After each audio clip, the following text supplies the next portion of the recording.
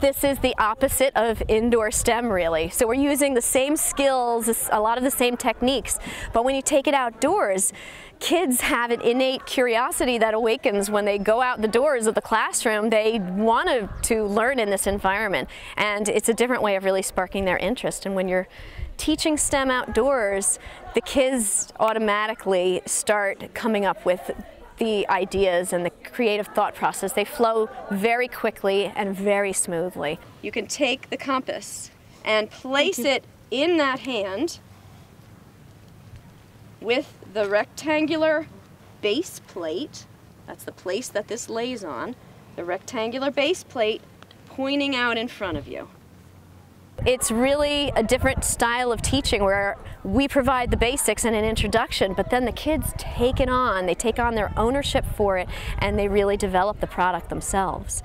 So in the case of orienteering today, the kids are learning at the beginning how to use a compass and how to follow a bearing, but once they have that accomplished, then we'll be sending them out on orienteering trails where they'll have to use accuracy and they'll have to use math to determine how many paces it will take them to travel a certain distance following a bearing.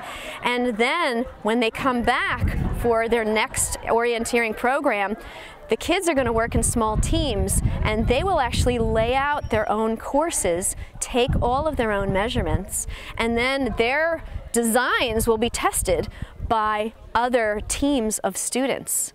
So they'll create the project, teams of students will switch trails, they'll test someone else's while another group tests theirs, and at the end we'll sit down and they'll do some analysis of their trails. I love it.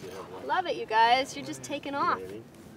In Newburgh, you have the river, but these boys, because of the high violence, don't ever go outside, which is part of the problem. They come inside, they stay inside. You're going to be using a landmark that's right in line with your bearing, and then you're going to actually drop your compass down to your side, let it hang on your neck, and you're going to walk right towards the landmark that you've identified. Being out in this whole environment, and we found they remembered material more over a longer period of time, and the more they're exposed to being outside, the more kind of the anxiety from that life that they live is down, and really helped to change the school culture. We have very little disciplinary problems, if any, anymore.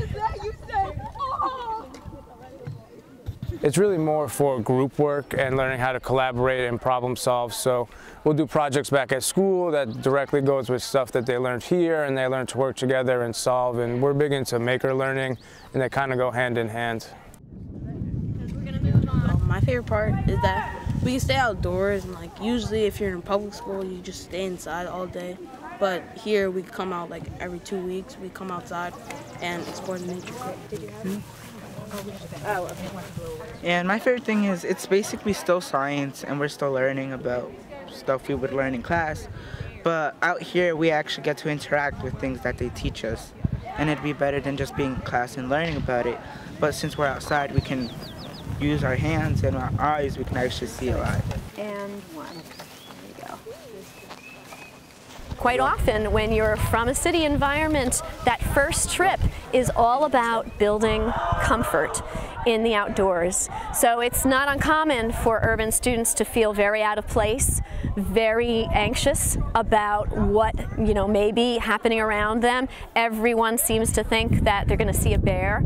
So it's a process of getting them, building their comfort level, which a lot of that is also developing a trust in our staff. And we have an amazing staff at the Mohonk Preserve.